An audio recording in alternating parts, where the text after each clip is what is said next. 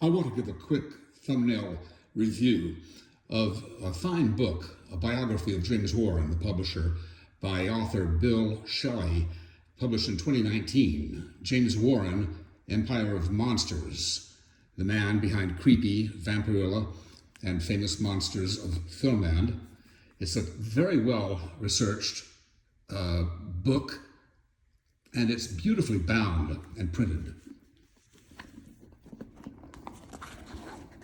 There's a great deal of text. It's ironic because if you're familiar with famous monsters of filmland, you're aware of its enormous article titles taking up half the page and the scant print. And the opposite is true with Warren's biography.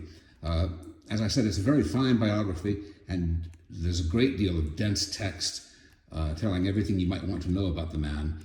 And it's thoroughly illustrated, as you see throughout the book.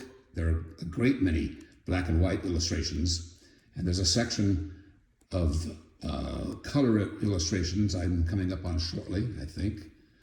I learned a great deal from this book, so I'm grateful to Shelley. I'm a great fan of Forrest J. Ackerman, and I was privileged to be Forrest's friend. I'm less familiar with most of Warren's other magazines than magazines other than those with which Forey was involved. Creepy, Eerie, Vampirilla, although Forey created the name for that character, and 1984, one of the lesser-known Warren magazines, Combat, etc. So I learned a great deal from this book about his other magazines. Spirit, for example. Here's that color section I was telling you about. I didn't flip through every one of those pages. They went by quickly.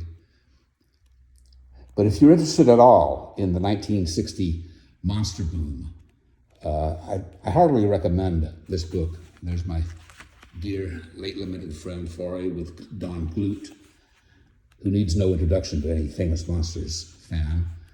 The famous Jack Davis Frankenstein poster back there. Famous Monsters 11 we glimpsed a moment ago. If you're interested in the monster boom of the 60s, if you're a monster kid,